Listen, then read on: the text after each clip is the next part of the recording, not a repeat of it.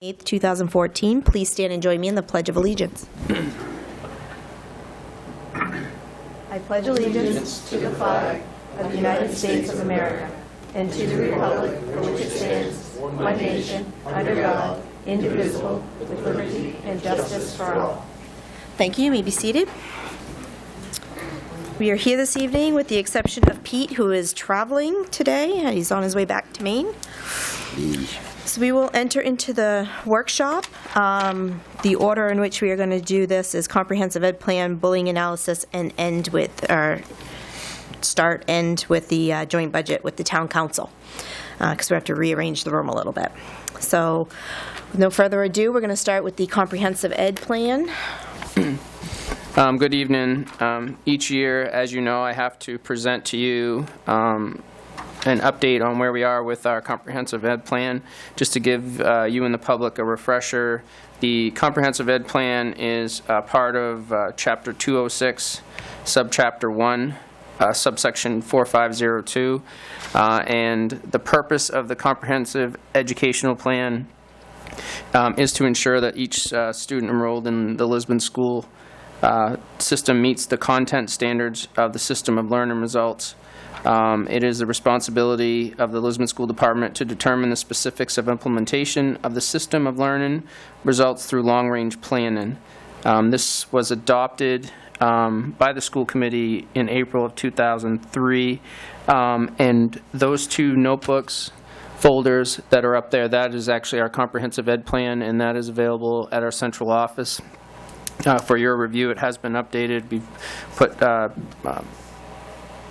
put updates for, there are 22 different parts of the list. I'll read through those for you and the public.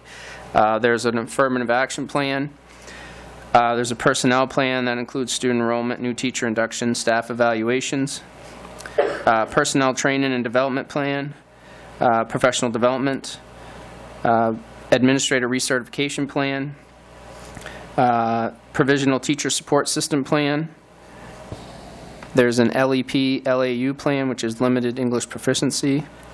Student dropout prevention plan. There is students at risk of school failure plan. That's our truancy procedures policies. Comprehensive guidance plan. There is curriculum development and review plan. There is an education of gifted and talented students plan. There is an implementation of career preparation, modern and classical languages, visual and performing arts plan. There is also a kindergarten screening plan. There is a library media resources and instructional materials and equipment replacement plan. We have the local assessment system plan, special education plan, vocational education plan, crisis response plan, plan for use of No Child Left Behind Acts funds, technology use plan, use of time in school organization plan, and the last one is the school facilities maintenance and capital renewal plan. And those updated copies are all of those 22 different plans are included in your comprehensive ed plan, and you'll be voting on that at your next business meeting. But feel free to come in and review those documents. I went in and I reviewed it and looked pretty good. I've been doing it for a couple of years now, so.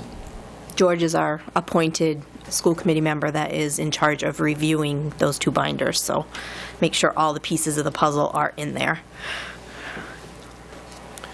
And that is my annual report.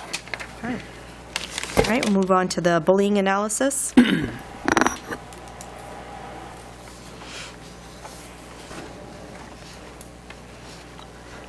On me.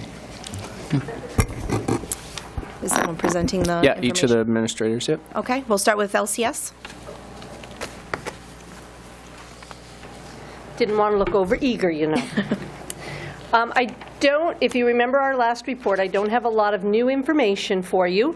I have attached the forms for your review that we use to track our bullying and a lot of our discipline in general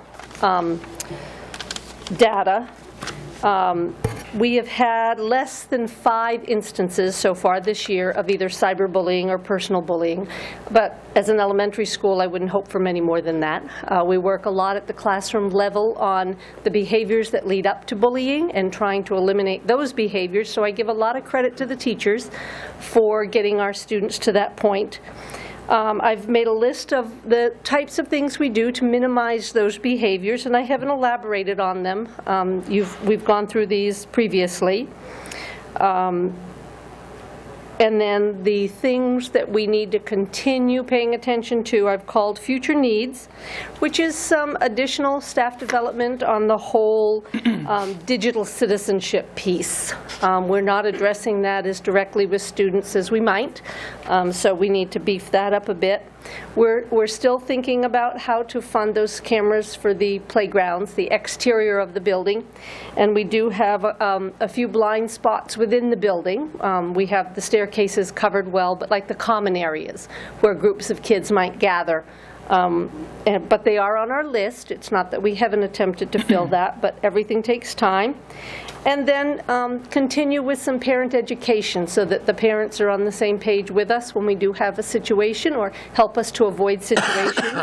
And the parents want more information as well on cyberbullying. They're as perplexed about it as most everybody is. Comments or questions for Carleen? Now, I know they hosted a night with our SRO officer. Was that well attended? Not particularly. There were 7 or 8 parents who came. Okay. And since that time, we've had several conversations with parents who have said, why don't we do a presentation of something? And I said, we did. Yeah, I remember seeing it advertised quite yep. a lot. And I believe PWS did one also. Yes. And they were welcome to attend either. They didn't have to be LCS parents. Mm-hmm. So trying to meet everybody's time frame and everybody's attention is sometimes challenging, but we continue. Mm-hmm. Do the best we can do. George? Is there any, like, kids saying, give me your lunch money? Do they still do that? Not too much extortion, no. We can nip that right in the bud. Okay. Parents pay online nowadays. It's a little That's right. tougher. They have no lunch money anymore. I just messing with you. But yes, and Ryan is excellent in investigating when we do have a complaint like that. You know, somebody said that they wanted my snack or whatever. And we do address it every time because that's not okay. And our biggest worry are either the common areas like playground, lunch, bus, or the students have access to one another without adult supervision, like bus stops. What about like actual fist fights? Very seldom. I think we've had maybe 2 this year, a punch and a stop that now. Yeah. But we deal with it. Okay. We do deal with it. Thank you. Any other comments or questions? Thank you, Carleen. Okay. All right, PWS, Mr. Ackerman?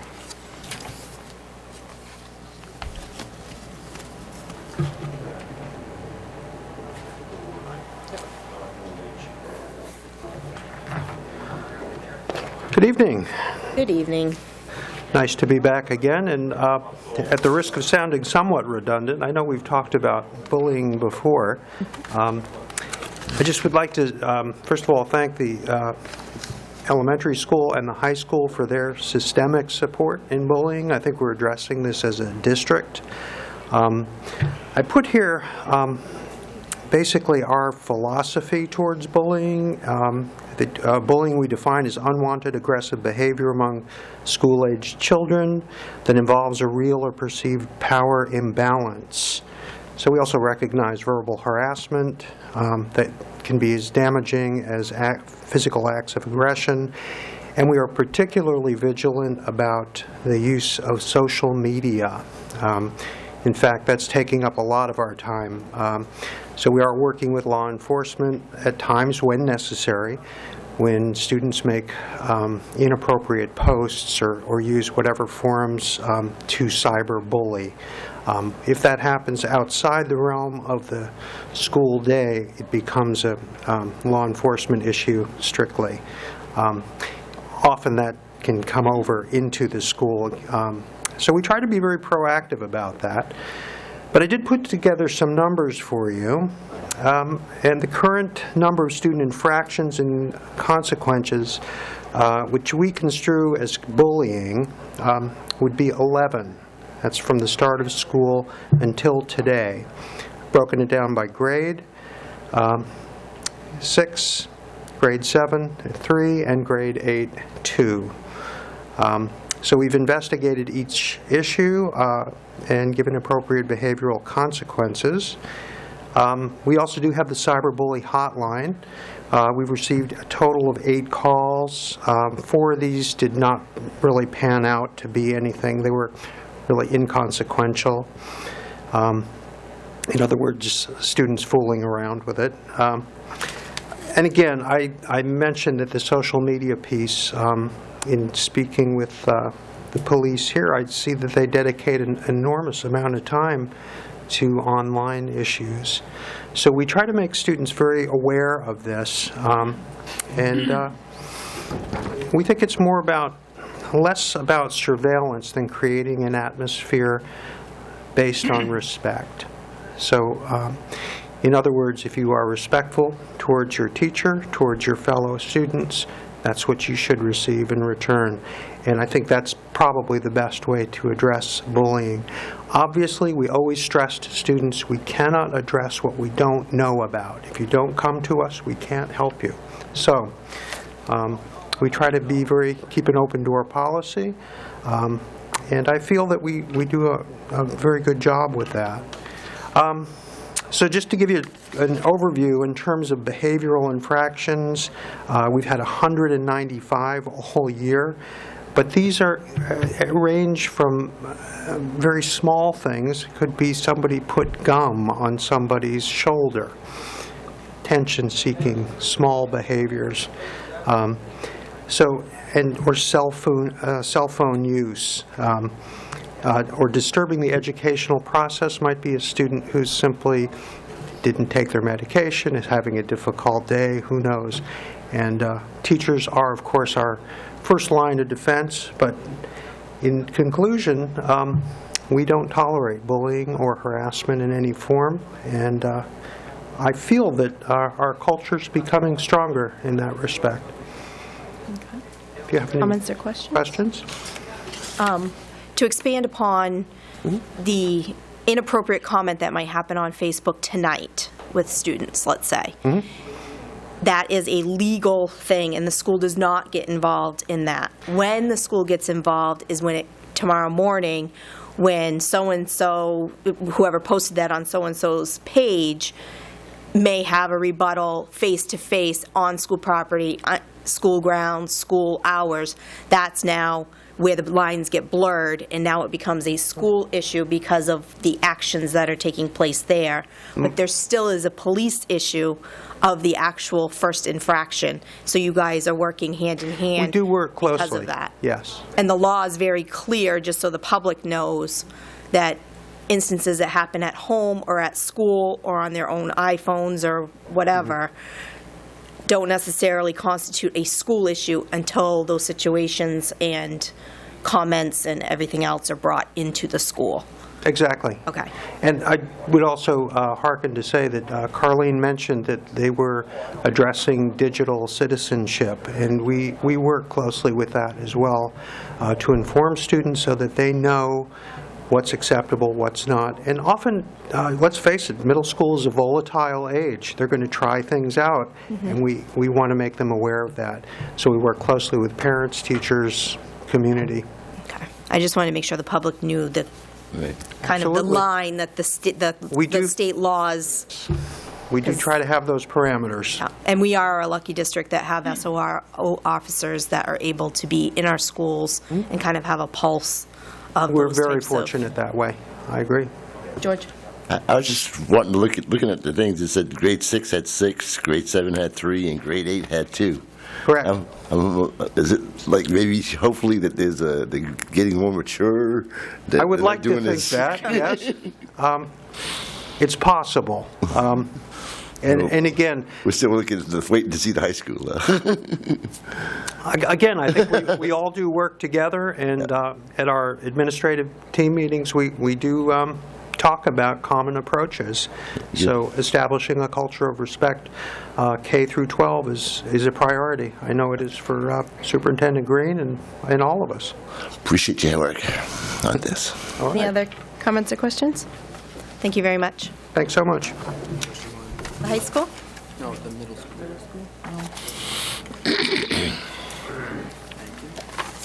Didn't provide a handout because you've already had all this information in previous presentations. We've had 2 additional bullying situations that resulted in warnings. We've had no additional cyberbullying hotline items, but very much like my peers, it is a problem. I'm not going to lie to you. We do have bullying going on. It's really how you define bullying is really the key. It could be something as simple as putting some gum on someone's shoulder, or somebody using harassing or offensive words to one another. So we at the high school, very much like everybody else in the district, take it very seriously. And I really have to give kudos to Nick Gannon, who has had probably a little more than 190 incidences this year. I won't say how many, but I do kind of know. He's done a great job managing it, and he does it on the personal level, individual level with students, trying to get them to understand what they're doing is bullying. So I got to give good credit to him, and also the interactions with our police officers, specifically Officer Bernard. I couldn't ask for a better match, so that's really my presentation. It's not to be redundant with the rest of them. Well, that's the flaw of going last, isn't it? Or yeah, exactly. Questions or comments? I'm good. You I'm look like good. you were ready to ask a question. I'm good. Anyone else? Okay. I know we have visited this over 3 or 4 times over this year, so I don't want anyone that's new here in the public to think that this is a quick scenario, but we have heard reports from them throughout the year about 4 or 5 times, so thank you. George, your glasses are nice, by the way. Yes, they're my favorite kind. Okay. So I guess that brings us into a short recess so that we can set up the tables and get ready for our workshop. Are you dismissing the directors? Want to dismiss? I think we this, should. They don't need to be here for this. Directors and principals, unless you have something that needs to be added to our discussions with the budget, then you are all able to head out. Not you, George.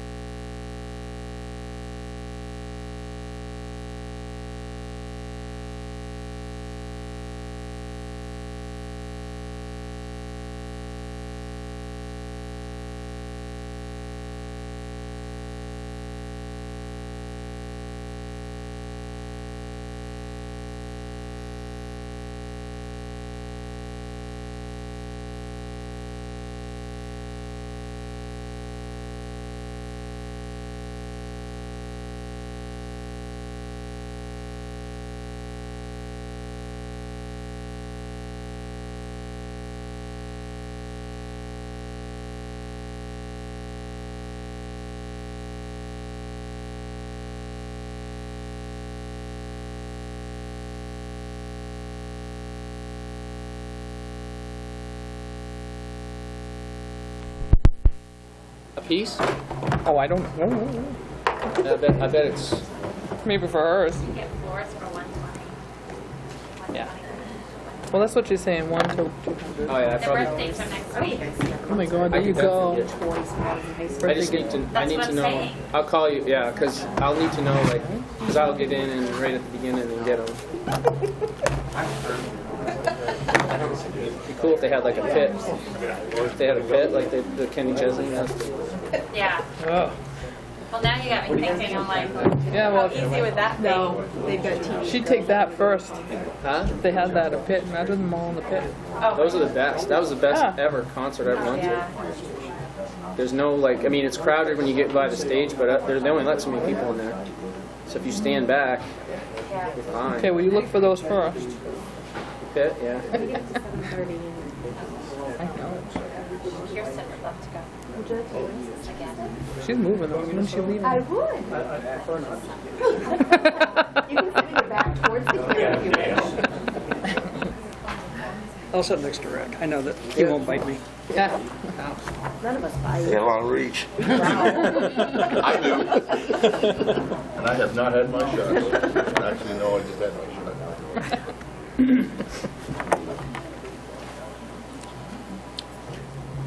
Well, now that I'm close, I'll give you the revised schedule for the rest of for the next couple of months. Is that the one I got today? If you could pass that along to Lisa, and this to Greg. I know you'll like that first meeting.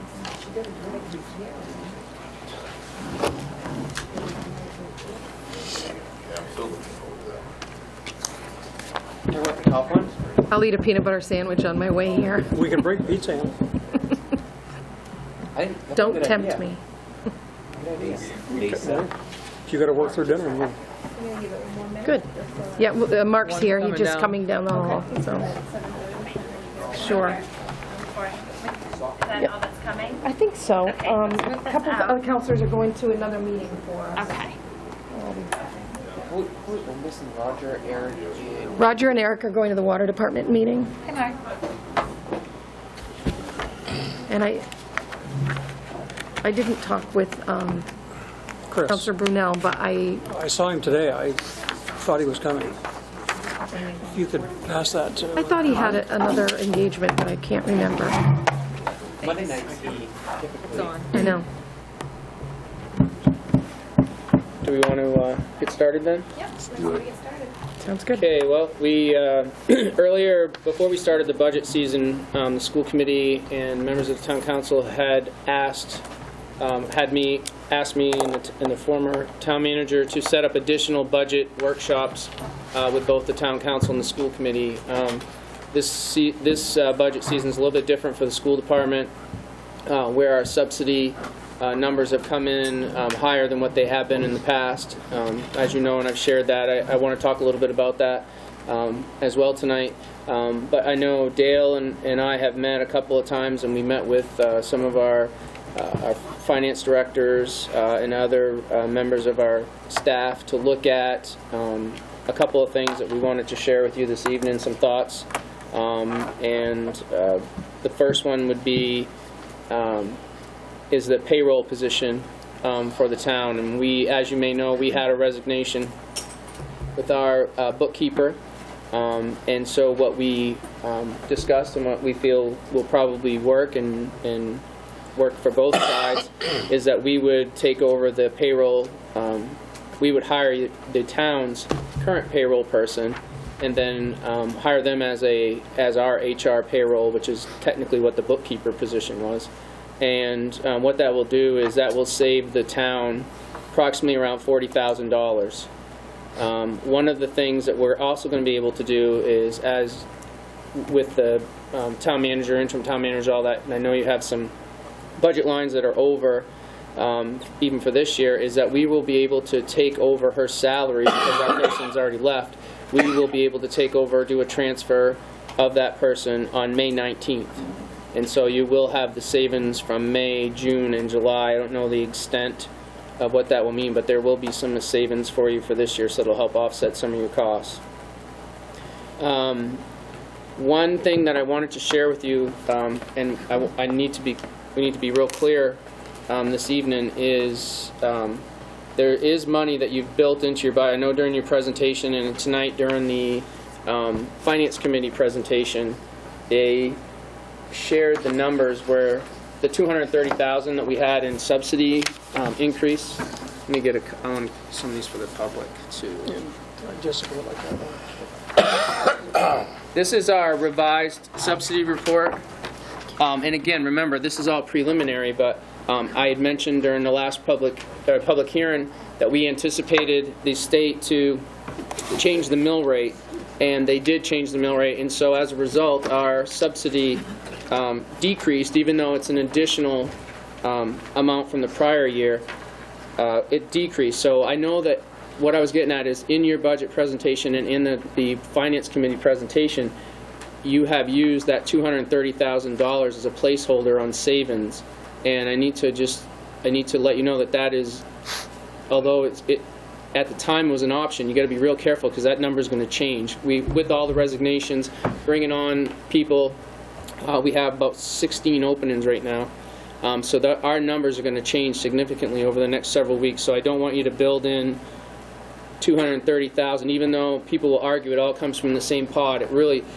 There's two pots that are filled by the same pockets. And so if you're building in $230,000 and then all of a sudden in a month from now I tell you that the state gave us a curtailment of that $9 million or whatever that they talked about in general purpose aid, that amount's going to go, it went from 230, now it's at 210. That's $25,000 difference. If you're building that into your budget, for me, $25,000 would be a lot. You try to figure out where you're going to find that. So I want you to, I strongly encourage you and suggest that you be real careful with how you build that savings into your budgets, if that's how you're going to do that. The other piece is that one of the things that the school committee was planning on doing is that with our particular budget, if our bonds are going up for June referendum are passed, then we would increase our capital line. We'd increase that to pay for those bonds. So there's an additional potentially of another $132,000 that would come out of that $210,000 number savings right now. So I just want to put that out there too. That was our intent, that we would do that. One of my goals, and what I shared with Dale and Jessica and Ryan today, is I'm hoping to be able to we have all these openings, we're hoping to be able to fill all these openings prior to May 20th, which is when you adopt our school budget. The school committee adopts it, I believe it's the 12th. At their next business meeting, and then I would present it to you on the 20th. And so I'm hoping to fill, we have a principal position we're interviewing for over the next couple of days. We have a number of other openings that we're going to be filling over the next several weeks. I'm hoping to have as close to accurate numbers for you on the 20th, so that then you will know exactly what that number will be that you would have you'd have access to for your particular budgets. But again, I caution you to be real careful of not building in $230,000. It's actually $210,000 now. Building that into your budgets and then having me tell you a few weeks from now that number's changed, because it's going to be hard. If it's $100,000, it could potentially, if it was a curtailment, it could be close to $130,000 on the top of that. So we will be coming in flat, minimum of flat. Best case scenario would be $210,000, but again, I can't guarantee any of that until I get all these positions filled. So I just wanted to share that with you. The other thing that I wanted to share, and Dale, you can jump in at any time, is that we have talked, I don't know if it's extensively, but we've talked a lot about the options in regard to the public garage, or the maintenance garage, and how, if the school was involved in that, how the school could be involved with that to save the town and the taxpayers some money.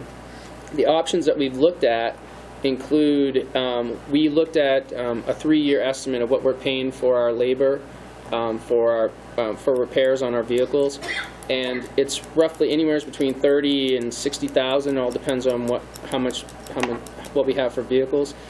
So we estimated that if in fact we were to have the town do our maintenance there could be roughly, we're guessing if we were billed out, because I think that's the best scenario, is if the town bills us out for the work, then there's potentially around a $50,000 savings on your, it would be on, we would make it on your side because we're still paying for it, but we would pay you $50,000 so it would save. We could either hire one of the mechanics as our own, or one of the existing 2 mechanics as our own, or and pay for them through our own, which would be almost a wash, maybe a little bit more for us, or we could just pay you out, and I think Ryan had suggested that he would prefer to bill us for what the work would be. Now, again, there's a lot of conversations about that because it needs to be, in my opinion, it needs to be enough of a savings because if it's not, then you're not taking the money from a outside agency.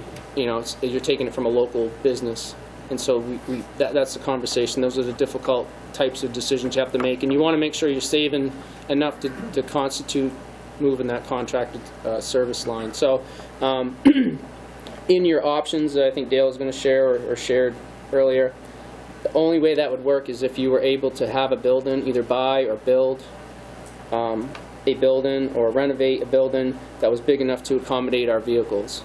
And again, there's no money in there in regard to equipment.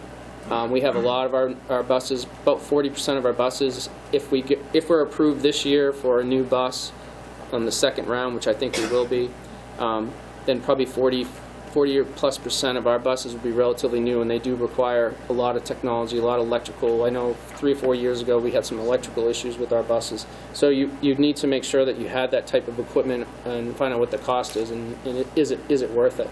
But again, options, I believe 1, 3, and 4 that were shared with us, or that we looked at, are the only options that would work for us. Option 2, the purchase of the Longchamps building, isn't really an option for us because, one, you'd have to build, but the other thing is it's far enough away that we would have to add additional time to our bus drivers, and when we change the school start times by a half hour, it actually saved close to $20,000. So we would end up actually having to probably add 15 minutes or a half hour a day, so you're talking an additional increase. I mean, 15 minutes doesn't seem like a lot, but over the course of a school year and that many employees, you're talking probably an additional cost. So we looked at, when talking to Dale, I've said that we had, that one probably isn't like a reasonable option for us at this point. Well, and keep in mind, that if the bond issue for the Public Works building doesn't pass, then all those options are off the table, obviously. Right. But if the public were to approve the bond issue, and we were either to build a new building or buy the ETTI building, then consolidation possibilities are realistic. And we think that Public Works and school bus storage and maintenance, that's sort of a given, a good marriage. If it were the ETTI building, we would have additional square footage to talk about further consolidation. If we were to build new, and we're assuming about 18,000 square feet, then we probably wouldn't go beyond school bus consolidation, school bus public works consolidation. But the ETTI building gives us in total about 30,000 square feet.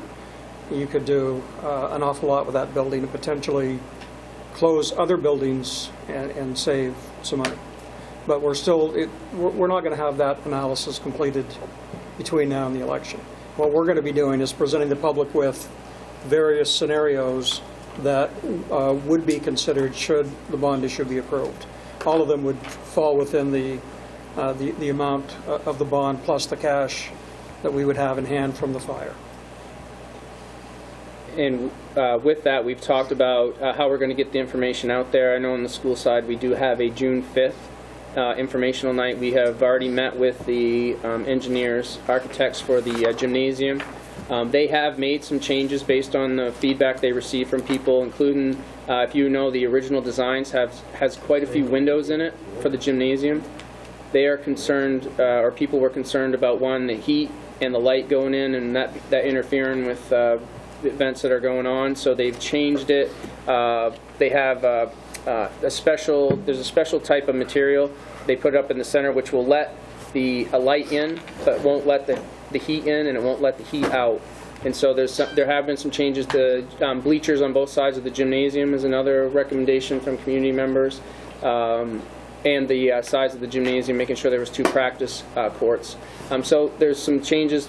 They're working on that, and they'll have a presentation on the 5th. We've also met with the track company, and they are, I believe, walking the site on Monday, and they will give us an actual quote on what it will cost, and an actual a proposal for what it will cost to do the track. One of the things we're hoping to do is to not have to purchase the equipment and extras with a bond. So we're hoping that the actual, when it's all said and done, that the bond will be less than $400,000. So I just don't see a reason paying interest on equipment and things like that. So we'll have an update on that. They're going to give us the measurements for the fencing and stuff so that we can go out to bid on fencing. So we should have, by June 5th, we should have some really firm numbers on our projects and be able to present that to the community. And I know Dale and I talked about doing a joint presentation and stuff. It'd be nice to be able to look at the kind of, I don't know if it's the hidden cost or hidden savings or not, but the additional consolidation pieces are the conversations that you need to have, because I think there's a lot of savings there.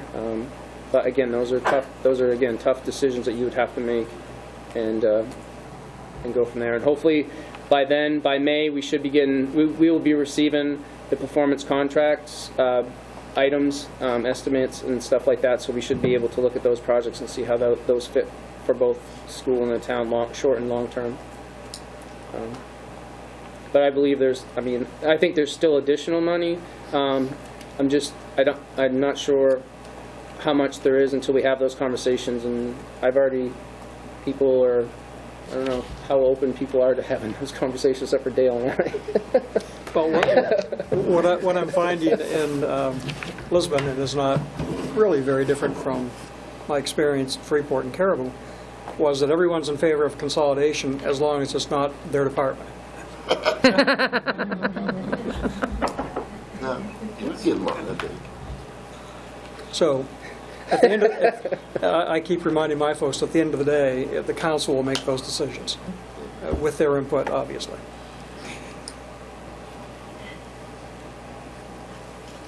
Well said. So is that June 5th going to be, are you expecting it, would you be ready to, will the council be ready, to provide information on that night as well? I'll be ready in a couple of days. Okay. Yeah. And Rick and I also talked today about doing some joint mailings. We have a mailing going out, you have one. We'd like to put your information in our mailing and put our information in your mailing. I feel strongly we need to have a mailing as absentee voting begins. At least on a statewide basis, about a third of your voters now vote absentee, which can decide an issue before Election Day. So I'd like, what the town will do is send out a mailing probably on the 8th or 9th of May. Absentee voting begins on the 10th. We would include any information in our mailing that you would like. And then you'll send out a mailing closer to Election Day, which we'd like to piggyback on as well. Which maybe that mailing would be prior to the June 5th meeting, which so it would be like the beginning of May and then towards the end, beginning of June. Right, yeah, we would send one out that week of the 5th, because that's obviously before the election. Dale and I talked, and his background or his experience is the best day to mail things out are on a Wednesday. Or have the mailboxes on a Wednesday. I had a counselor who was a postmaster, and every time we would send out a townwide mailing, she would work with me to make sure it got into a mailbox on a Wednesday, because on a Wednesday you have the least mail of any day during the week, according to the post office. And people will pay more attention to it than just sort through and get rid of what they consider junk and keep bills. So, but you'd have to have some cooperation from the local postmaster, because typically a postmaster will simply send out bulk mail when it's convenient for them. They've been pretty good, though, when the mailings that we've done. As long as we have it all separated by the routes and everything, and it's all postmarked, it's been out within a day or two. Might not get it right on a Wednesday, but we'll get it out that week before. Because that's when we'd probably send our stuff out, because we'll have revised we will have the revised numbers for the impact on the bonds and the tax impact. Any other comments or questions by either groups? Rick, when you were explaining about the $238 million dollars, yeah, we wish, $1,000. You mentioned that the school committee was planning to increase in order to fund bonds. Correct. And is that so you can help pay down early, or can you just explain that more? No, it would be that what we would do is, in our budget, we would have to increase what we pay for our purchased, Kathy already leave. What line would that be in? It's called the debt service. Debt service line. We would increase our debt service line to accommodate for those bonds. So if the bonds don't pass, then there's be extra money in there for you. That's what I'm saying. That gotcha. number that will help out the town side is could go from 210 to 0. There'll be a tax increase if people, decide to pass the bonds. That's, Right. That's going to happen. Right. It's going to hit the bottom line. Face that fact.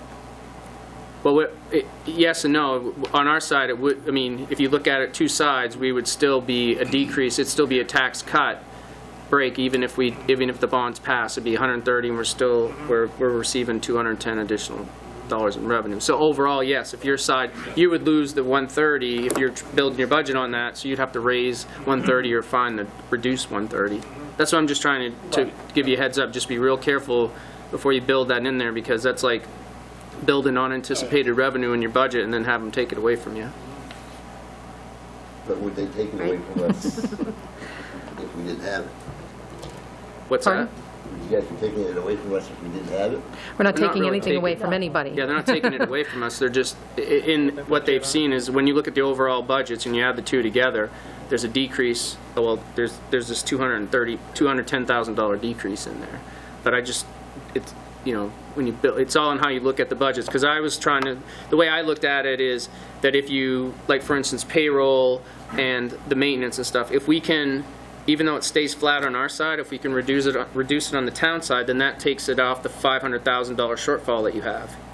So even though it doesn't, people will argue, well, it's all the same, coming from the same taxpayers, right? But when you look at it on paper, it's showing that you've made that. You want to see the savings on the town side right now, because they're kind of where we were last year. We were over by 280,000.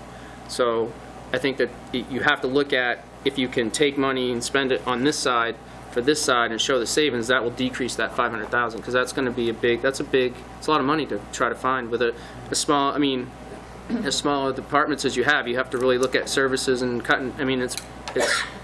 We were there a number of years ago in 2000, and so we had to make those cuts, so we've been there. It's kind of like having your household where your husband has a checkbook, your wife has a checkbook, and you each write different bills. It's all the same household, but it's just two different checkbooks. And that's kind of a good way to look at how the school and the town have to operate. You can't operate any differently. It has to operate. One year we have a good year on one side, the other year the other side has a good side. Yeah. It's just, it kind of balances out, unfortunately. But, okay, just like punching away, did they take money that the state gives us, or the taxpayer gives us, or is it all the same money? Well, It depends on how you look at it. Yeah. If you raise taxes, it kind of is taxes from every citizen in Lisbon, and whether it gets a percentage goes to the town or a percentage goes to the school. No, like, It's like kind of the people vote on ours. Right. Budget, so does that give us A disadvantage or an advantage? advantage? That's what the people want? At this point, I can't determine whether it's an advantage or disadvantage. It's the law, so we don't get to have that luxury on. this year it's fine because we're coming in, we're coming in with a tax decrease. I think it's all in how you look at it. I think, and both sides look at it differently. I can just the director's loan, everybody looks at it differently. Like, it's either, this is our money, or it's town's money. Everybody looks at it differently. I think one of the things that we're trying to do that we maybe don't have a history of doing is making sure that we look at the original pocket it all comes out of, and I think that's going to benefit all of us in the long run. But I understand, that if you get a subsidy, it's subsidy. The town wouldn't take that subsidy money. The town would then not have to give a certain amount of money that it had originally planned to give to the school Right. department, because the budget would be covered by the subsidy. So that's Just how like I understand yours would be it. revenue, ours would be subsidy. Right. So a year or two from when the revenues come back, you could be in a position where we're switching chairs. We could We say, certainly got a lot of extra money, and we could help you guys out. yeah, I mean, or help the It's all town about out, yeah, it's all, yeah. I'd be very leery of building a budget on that money Right. until I can tell you exactly this is what it will be. That's every year, because that's my concern is, okay, so we take care of this year and we consolidate, but then next year, I mean, we may not be. You still had, Right, we still have to go year by year. We're very lucky Yeah. this year to get what we're getting. like 250,000. Ours is, Come up with. yeah, and the town's is around 150, I think. Yeah. So, I mean, it's 400,000 each year before we even start. So those are difficult, again, those are difficult conversations, but Right. we're just in a better, when we originally planned this meeting, it was because we assumed the budget was going to be like it was last year, and again, consolidation, we've been able to do more with consolidation between town and school department in the last month than we have in the 5 years I've been superintendent, so. It would have been nice to have had that in 2011, right? When we made all the cuts. Well, if you look at their presentation, yeah, it's with revenue and everything, yeah, I think it's roughly around the original numbers. Your budget numbers 500, were right? 500. Yes. Yeah. Yeah. And then they've got options that they have to, if you remember the presentation, they have some options that they're going to look at, and then that would save money. But that, again, that's, We have some revenue options. Say $500,000. We'll be talking with the council next week in an executive session about some personnel realignments that'll save some money, and so we've got some things to talk about. But I just want to be sure everybody understands Rick's point on the $210,000 excess that you folks have, and I may use different terminology. When you built your budget, you did not factor in any approval of the bond issues that'll be on the ballot.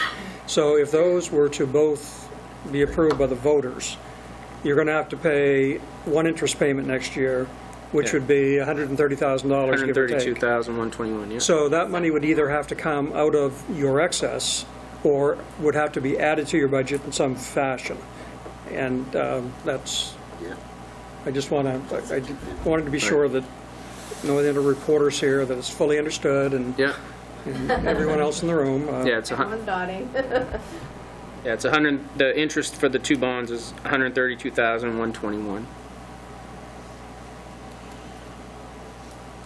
For the first year, and then. For the first year. Yeah. And that's based on the numbers that I presented, that could go down a little bit once we, for instance, if the track comes in less than 400,000, so it's a $100,000 difference. Rick, you also mentioned that you have 16 openings, basically, that you have to cover. Yep. Is the expectation that all 16 will be filled? Yeah, they're all current positions. Most of them were one-year onlys, where we had so many retirements and resignations last year during the summer that we filled them with one-year only. So that's why I'm hoping to be able to go through the process within a short period of time. But the budget that we presented didn't have any cuts and kept no new, but it kept all the existing programs and services intact. Okay, so I think I understand what you're saying, but I just want to make 100% sure. So those positions were filled, but not by permanent people who might cost more. Correct. So that's why we need to be careful of those 16 openings. Right. Out of those 16, probably 3 would be new people from retirement. 5 from retirements. The rest of them were one-year onlys. Okay, so that 3 or 4 could be a savings. Or it could be higher. Or could be Depends higher. if you come in as I think there's Oh, actually gotcha. 5. Yeah, in terms of insurance and Yeah. stuff. Yeah, gotcha. Yeah, because insurance, that's what's going to, you'll see in the central office line when we're all done, when we hire for the central office line, you'll probably see a big increase because one of the 2 people that left didn't take insurance. Right. And so the person that I know is coming in is taking has, was it one adult and child, so there's probably, what, $13,000 to $14,000 Right. right there. So you're going to, I'm trying to get all those things out of the way before the 20th, so when I present to you, I can say, this is going to be pretty close. But again, we had 20 professional staff last summer that, for whatever reason, either retired late or resigned or took other positions, and so it's hit and miss, because sometimes when people retire, everybody thinks you're going to save all this money because of their salaries, but most of them only take single or two, single person or whatever insurance, and then when you hire new, people come in and they take full family. We had 4 maternity leaves this year, and only 2 are coming back. But again, they're coming back, and then they're going to go from being either 1 person or 2 person to full family. It's a pretty big difference. Do you have an estimate of what, and I'm just thinking, a middle ground number that you expect that those 16 positions will come to? I have no idea. Because I can't legally ask if they take insurance. When I'm interviewing, I can't legally No, I ask. understand that, right. No, I'm not. Single people. Well, sometimes they're more expensive. And I just had a quick question. I know you've told us this before, and I hope you don't mind that some of the questions that I ask are just for clarification, because I know that they're the kinds of questions that we get as counselors when we're out and about. When you were talking about the school expecting to get a new bus in the second round, can you explain what you meant by that? Yeah, we each year we put in for 1 or 2 buses, and this year we put in for 2. Once they get to a certain mileage, you can put them into the pool or into the. You have to submit an application to the state, and then the state, all the other schools can put in applications for buses, and then those that are in the worst condition or the most miles get priority. So if a school is approved, they can either. They could put it in their budget that they're going to buy 4 or 5 buses. I mean, there's some systems that'll put in for multiple buses, but they can only afford 1. So then, even though they're approved for 6, they only buy 1. So then 5 of them get freed up. So last year we did the same thing. We have some buses that are over in mileage, and so after the first round, when all the schools said this is how many we want, there were some that were freed up, and then they did a second round, and then they were able to say that. This is second round and you qualified and you're able to move forward with the bus. Now, one of the things, if you remember in my budget presentation, I put in, there's $39,000 in our capital reserve money to pay for a bus or another type of district vehicle. And so that's how we've been able to do that. Instead of adding, I know like with your plow truck and everything, you have to add money to your budget. We created that capital reserve, so we're able to put in money through our capital reserve to pay for the bus. And so it's not new money, so you don't have to ask, because that'd be the first area everybody would look at is if we had $39,000 for a bus. The other piece is that after the first year, the state will reimburse us like 60 or 70%. So it's that first year of payment that's kind of tough, and then, but where we use the capital reserve, we've done that for 3 or 4 years now, and it's helped with the purchase of vehicles. But I'm thinking the second round we should be able to. We'll clear a bus, because like I said, certain systems will put in and they'll get qualified for 8 buses, and they can't afford them once they get to budget season, so they get 1 or nothing or 6, and then that leaves some open, because state only has so much money to go out for, go out to bid. Right. And one of the buses that makes we're sense. looking for is a trip bus this next round. Right.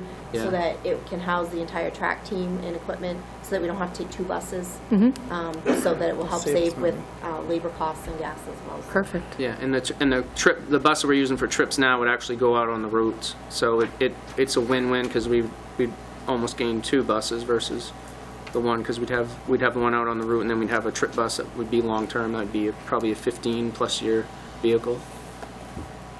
Okay. But I'm hoping that we'll be approved for the second round, and it actually works out nice, because they build it, or you can order it, and it comes in like mid-year or something like that. So you can kind of plan for it. Whereas now, instead of putting that $39,000 or whatever the bus will be in there, we can kind of say we're building the budget, but this is our needs. This is what we're hoping to be able to spend it for. But and if it's more, we'd have to go to the town council to approve. That's why when I do the budget, I just say we're going to use $39,000, and that's roughly around what a trip bus would cost, first year lease.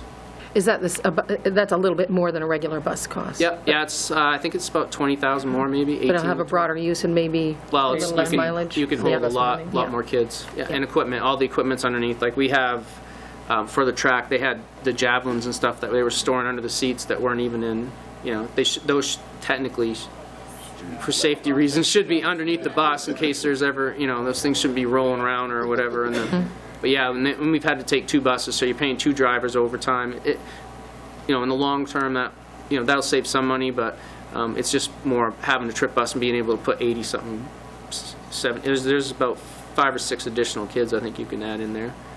So it does make a pretty big difference. Right. And they're actually built, they're much more sturdy than the regular route buses. They last longer.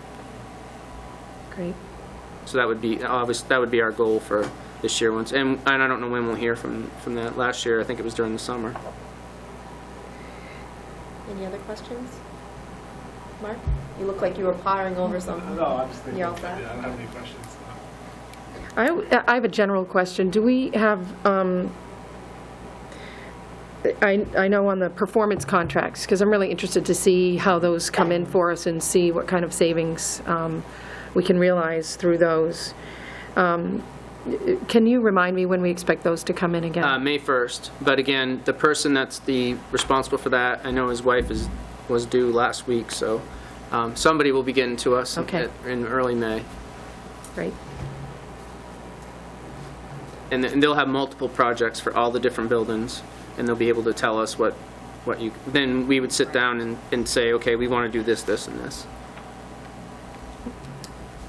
Which could play a big part into what we're going to do for the potential consolidation piece, if in fact the bond passes and we go that route.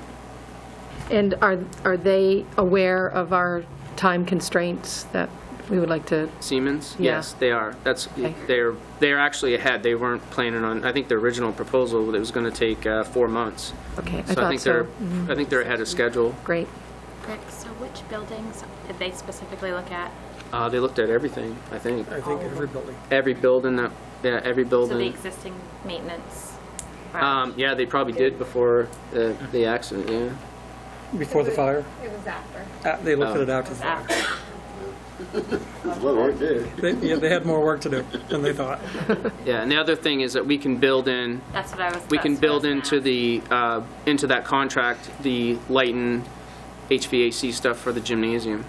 ask. How about after, if the town bond was to pass and we had a new building or an existing building Yeah. that was purchased? You can we build, Add on. you can build, yeah, they can build it into their, into a performance contract, yeah, because that's what they're going to do. They're going to do the lights, and it's money for them because they're doing the work, but and then they through the installation of that, the pumps and things that they talk about, they're going to save, that we're going to save money, so they're going to get the money for doing the work. So, and we're approved already for that low interest loan for $900,000. So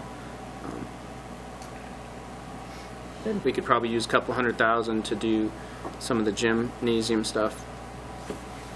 The existing gym or the new one? The new one. Yeah, okay. Yep. Yeah, they've already, I think the lights and stuff in the gym, the current gym, they even did LCSs, even though LCS is only, 10 years old. They changed all the lights over years ago, and they saved money. It's going to be, it's the boilers and the natural gas. That's where you get your big savings. So it's where you can get that put in, and like at central office where we were hoping to be able to make it through another winter, because that probably would have been the big savings for the school department, is to have that done down at the central office, is to get in that natural gas, which it'll be installed this spring. For the performance contract, anything 100,000 over, do we have to go to bond for that? I mean, to the voters for that, or no, because it's going to be a contract? Are you bonding? For the performance contract? I don't think so. Yeah, you only have to go to the voters if you're actually bonding. But I thought it was anything In excess of of a project of excess of 100,000. You had to But go. each project It's only for bonding. Yeah. not. So I guess my question is, what if the Siemens came back and said, we have this project for you to do, but it's going to be $120,000.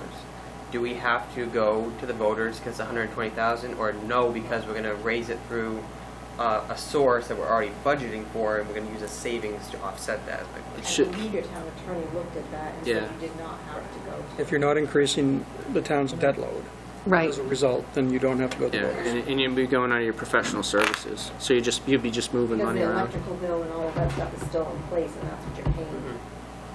That's what I wanted to hear. Yeah. So. Yeah. That's what I've been told the interpretation. That's how I understand it, yeah. I think the charter is pretty clear, just borrowing, not projects in general. Yeah, I'm looking forward to that because I think there's going to be some, we'll be able to get quite, if we can get the Phase 2, Part 3 at the high school, the HVAC stuff done, that'll be our top priority. That would be big because that will free up the money that we've been, well, we won't have any this year because of the boiler at central office, but the money that we've been putting into the high school for years, that would free that up because that would just about, that would take care of that last issue.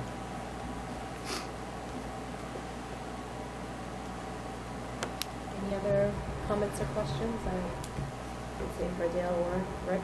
Well, I think one thing we need to be clear that everybody understands is where that whole 500,000 that we're talking about, that hole is coming from. Half of that is every year the town side has been taking 250,000 out of surplus to keep the tax rate down, and that's not really sustainable because we've spent down that account.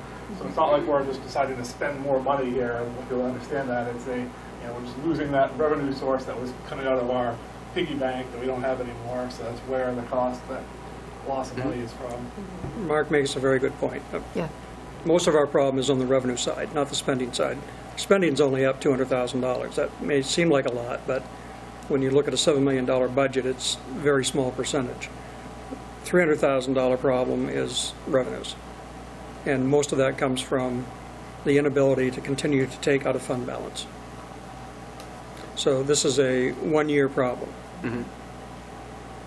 Which, if I remember correctly, is what, before you came on, is what the school department used to do, is use We that as built our- designated money to build their budget rather than, is that similar? Yeah, In different terms? Well, it is, but what would happen, the way it would be is, I know. well, last year's a perfect example because we had 130 or 40,000 less in undesignated. And so we were building our budget on 240 or 250, and then when everything was all done, it was at the 118 or whatever that it is right now.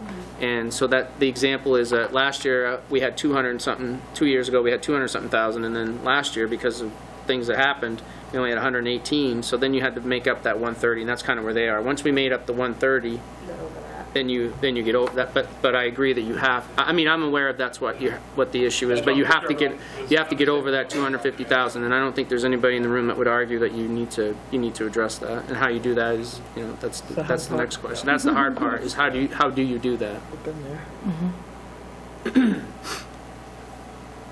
Well, I think last year you took the first step in weaning yourself from that money, I believe, because prior to last year was a $500,000 drawdown. No? That was years ago. That was years ago. 5 or 6. Okay.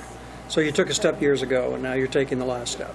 Well, there was a period, I think, where we took out a big amount because we lost a lot of money from the state there during the worst of the recession. So, that was a big hole there. You guys had to go up your side and did all the cuts there. We took money out of the pot that we had, a rainy day fund, and it's just kind of run out now. And a lot of people don't understand what fund balance is. So again, I want to be sure that it ends up with the right headline. But fund balance is your working fund. You pay your weekly bills. You pay payroll out of that money.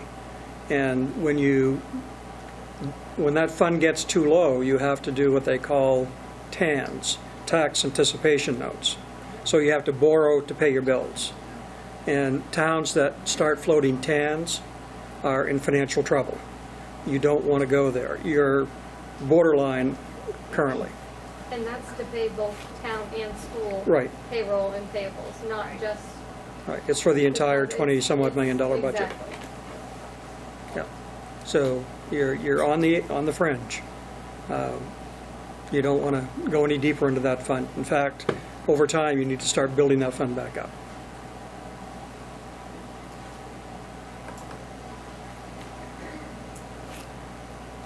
Are we good? Anyone else? Final questions? All right. Sure, if you had to cut $2 million from your budget, how would you do it? I'm just kidding. I got 1.2 once. All right. She ignored me. Did you see that? I don't hear you. I'm sorry. I said, if the school committee had to cut $2 million from your budget, how would you do it? And I'm just kidding. I'm just kidding. Programs and services. Right, exactly. Unless you consolidate. Well, we're kind of in that position, but again, the town council is going to have to look at that closely and. Motion to adjourn. I think this is, before we adjourn, I just want to say, I think this was a great workshop. I think for myself, I think I took a lot away from it. I think it was good for us both to get together and talk about this stuff and hear from both the administrators at the same time, and good for building our relationship. Well, not only that, I'm going to only be a second, I swear. I have found it much easier to even talk with either committee members or Mr. Green when I have a quick question. I know I don't call you that often, but I've found everyone approachable, and I think the more we meet with each other, the more we build that relationship, and the easier it is to have that work to the benefit of everybody in town, not just the school and the people who it affects directly, and not just the town offices and who it affects directly, but everybody indirectly. So I think I learned a lot. I learned a lot at this workshop, and it's really valuable for me to hear to hear the conversation, because it's easier for me to respond to constituents when they ask questions. So in that sense, I agree with Dylan. It's very valuable. I appreciate it. Do I have a second? Second. Second, Crosby. All those in favor? Let's vote.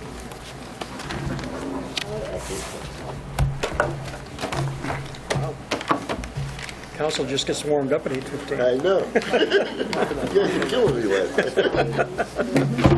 Do we get to go home now? This This is late for us, we're fixing it. I know. You're going to be out till midnight tomorrow night, so. We'll be, you're right, without supper. No, I'm interested to eat that sandwich I ordered. It'll be good. That's a very good place to get sandwiches Would you from. like me to bring pizza next week? 5:30? You said about 8:15? Can you bring a vegan pizza for me I can. Pizza and soda. with a whole grain crust?